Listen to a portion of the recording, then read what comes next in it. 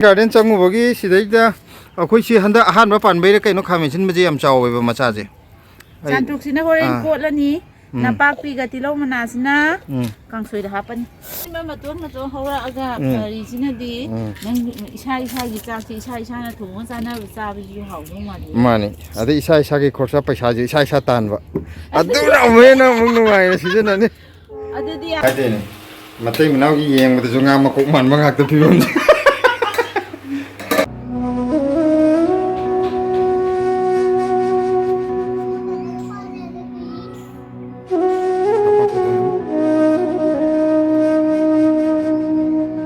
कोबीजी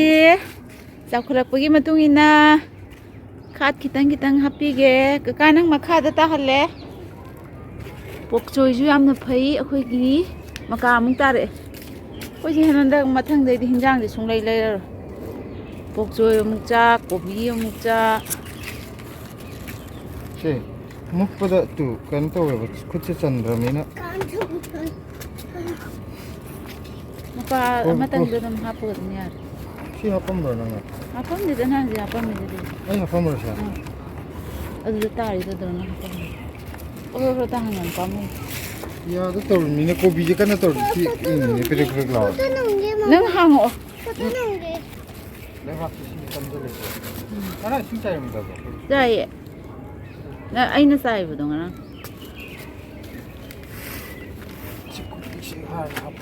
थमजे मागिनने मखोपि वांग खतखिबा मका मखोंगु सांग पानी सिसिना फंदो लैबसिदा या पोकचोइदि हापतो जानी यार पोकचोइदि मेन सोंदि हापो अदुदा या असनु सिदा इंग सिदा इंग इंगे नंगना स्वेटर गो थो लाइदो इंगे बने अनुसा लाइगने हेक साबो कोतो इसिंगे खगा या नाम चाइजिरम दिया मोत कोबी जी सिंग कंगने तो देजे हंगाम पेरे कारे फजना एने खितंग यागिद्रान थमसी थोंगा जाथोक्तदि यारोय खामेसिन भजे हजि हे अनि कांसोय अमा तौरनी अयुक्की नुंसा याइबे याबे यारगा सिदैदा थबक पा सादना हंगाम जे थादोकनी गा दुगा तौनी गा ना थबक फबगा साददि कैनो आई नंग वारेदा लुदोरीदा तौरीजा सिन सिदगी एंद्रम हमन गरे मु आंगांजे ग्रीन हे पे आदे हां ग्रीन खाया पोके रेड कलर के कदर हां इसका सिमे दिपी खरे पिकपा ये रेड के लाइए मनंजे हमें सिमे मसागी मनंदो सोबोगी मनंदो अचौबन मनम क्या नम देतना मचाजन मनम कन मने मैं ग्रीन हे पे आदे ग्रीन जो रेड चंग आकान हे कदर नंग सि थोंबो जारोइद्रा जागे सि हाउ जानी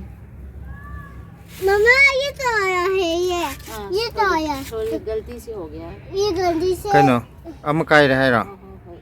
तो नमा तो हेक प हितम ने माना कन्न मे खाय रे हेक पइने मामा दा हायु ए नंग ना मुक लोइनो मे खाय गिदरो केम तो एगो कका सिगुम्बा खितंग सि हापचलो अकाय बिजो हापचलो सि ने हेलौरा नंग सि चरा फागद्र फारुइद्रे फारुया फाद्र दि हेउ सि जला मुं खकला अनिबा नानी ओ तदा हरन कनो तोरम दाइदा नंगना थोंगमदागी सोइबो हरपदे सला मुंजलकद्रा हल्ले हे वा हादे जिका मुल कंतो से थोय थांकलो येंगे तिलौरा तिलौना हापगा थोंगे ngasi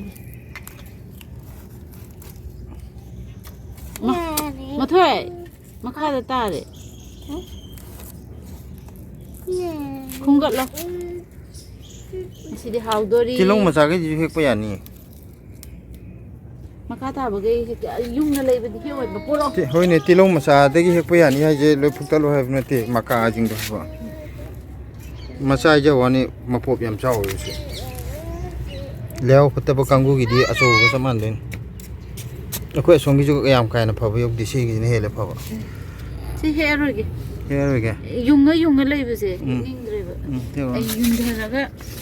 pai ro ne matwa sinang parang so Kau surat kan saya kita hidup. Tây hay cái nào? Long macam tu. Tilo. Long mana sih? San nằm đi chứ. Mà thôi lo. Tilo chứ tilo số cái này mèo gì này co.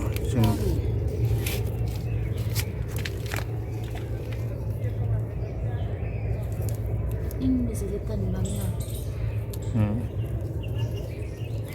Ing mình sẽ tần bấm nhau vậy thôi, quý rồi sẽ đây đi xả cái lợn, năng tần đó nó vẫn. Mẹ dùng cái khúc xa thì năng tần đó nó vẫn xả ra. Mày cái gì? Mày hô vậy. Dạ, không phải biết cái gì mà thả vào rồi. Sila mapang cái sarap đi sala cái đó chúng năng thả ra là ama đồ hậu đi bốc chào rồi yên cái đi yên cái số cái đấy. Yên rồi yên. Hay đi ama đồ chào ra can đồ chào được cái nó có xin đồ rồi. Bác tin là mà rồi thả đi ba. Tengah rồi mà rồi bị em tan rồi. Wali da. May, February, March, April. Tha mari mukti lagi ni. Tha mari muk surak pada ini mak. Ada maka panna ipura patkan. Ha? Ay pibang daw na pura hayran. Facebook ta kami nan pire yin da. How was it kara to yin saram to male du sagan di yung kariba. Yanggang di oram to male. Ay ni adu nok ni nga aba. Sum ini kaino. Sagan di yanggang di oram. Hadi yan sana na hayrak ko do. Đây là cha tập tan cha này yang cái ngôi này cái nó sang hạt nó hạt bên này ai nè và hạt này bây giờ đâu mà được. Mà sử dụng tập kia thì tao. Cái nó thế thôi. Cái đó rồi. Sikage. Aduro. Adu mà thắc thằng cái bố chơi.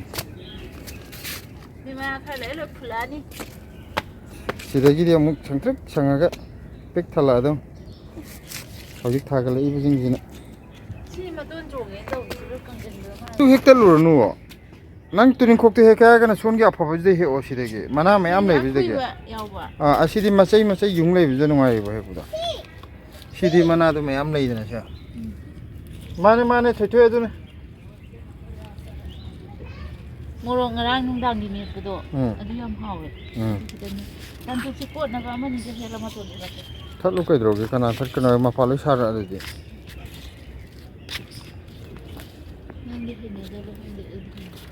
Mà nang chaning bu na dung ko chau aina na gon da kot kan have ti tilong do da mayam ne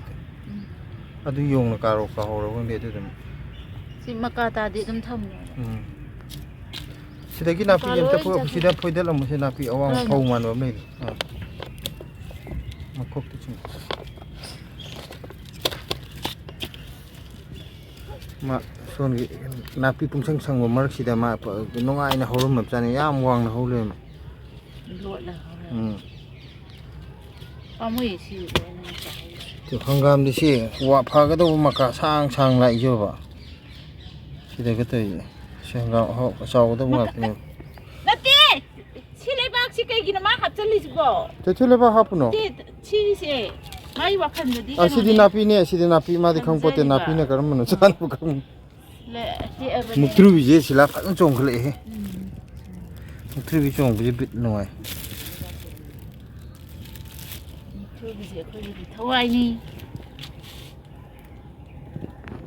Tharoi yam chai hai re mayam akoi family je tharoi yam pamba ma le ai he tu song ni nge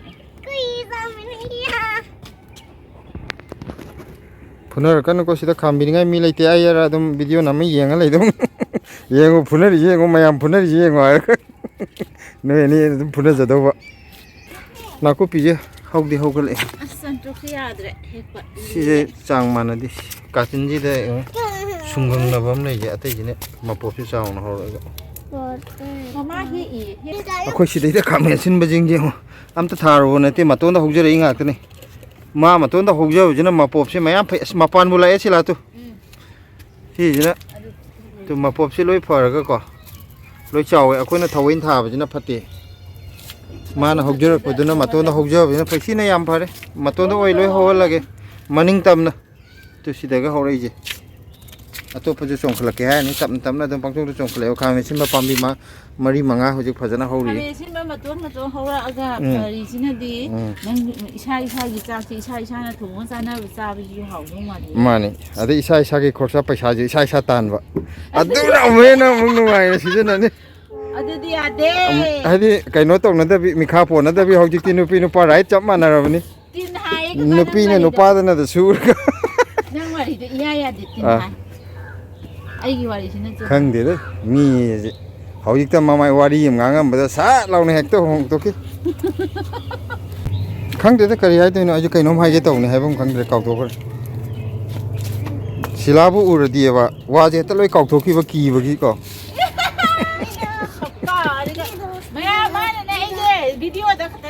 hai ge wa kaino ga hai ge khalam ba je ba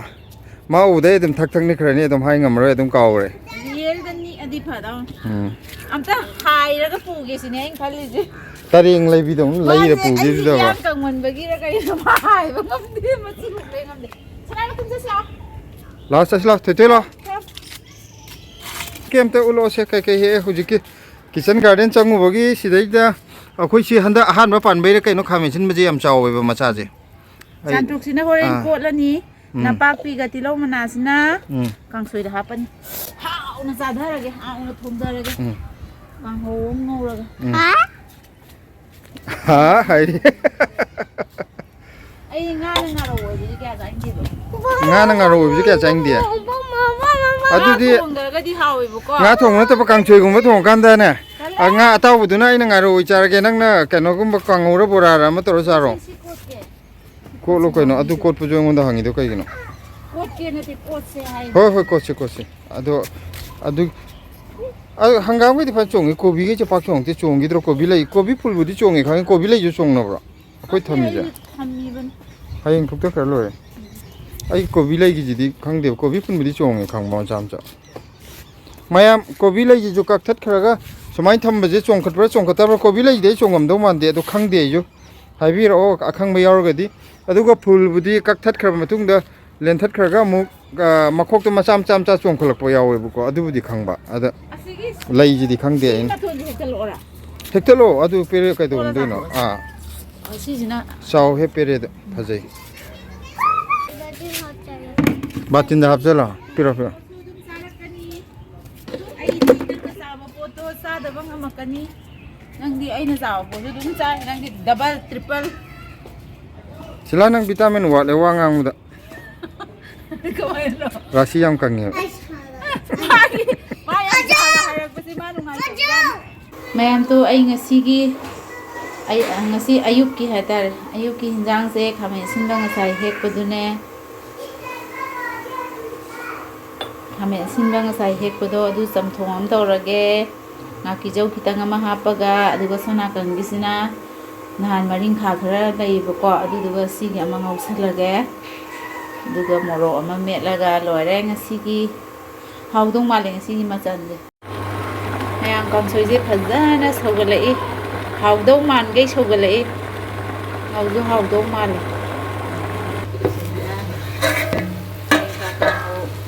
machudi haptri bako ngaktan leiraga hapke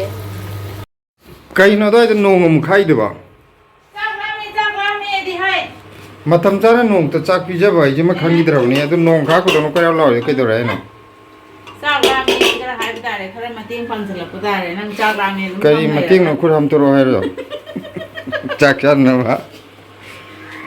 khut de dum ham bi ke kai no de kan choi me haw ni ba te yeng bro nong so yeng ni de kan choi re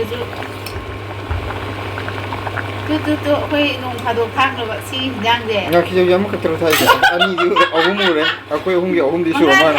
manga ani di kana cha de ba ahum ani nu ne khoi yeng ge tham da lo re ke to ge nate heng ge dinga thak pu de serang manung da ha pa tho phalong sing khala ga mu mathang dong thak ya na ba ni sna ko na ba ngak tan ting ga tham ba lo sala ani da ya re Superman e mal. Nana sa Superman mal. दिल कहता है सिदना mayam makok maru kangong makok maru na te maring khao na maring kha kangong makok tu na ishe gum ga thong de mayam na de ni mo je nga di sa sa makok maru de sa le mane nga masa lai de de makok de le la nga lai ba da moi sai de di makok kum ba maring kha gum ba de adu oi khala lai de adu na khala tang ni na hai de ni matai menau ki yeng mata sunga makok man bangak te pion kan de ko sin na pan de ni kai no mi ya pam no kai no nga silai tu nga masa di silai ko tau to ga इज्जत मांग या दे लोइसलो फम मगे चाक चाबम the खुद हाम मगे ना हरे इसिं पुथ्रोक्त्रे जुयान खुद हामरो नाइदि खुद हाम ngaire aduga asem mage haib nate adudi block da haibni nate haidro nau ja hinjang di loire bako nate nangbo aingonda खुद हामरो na haidane aduga nate na khur hamuro ga ngai ramo na haidai ne chakla mo na na tin to senti senti tune ni nangwa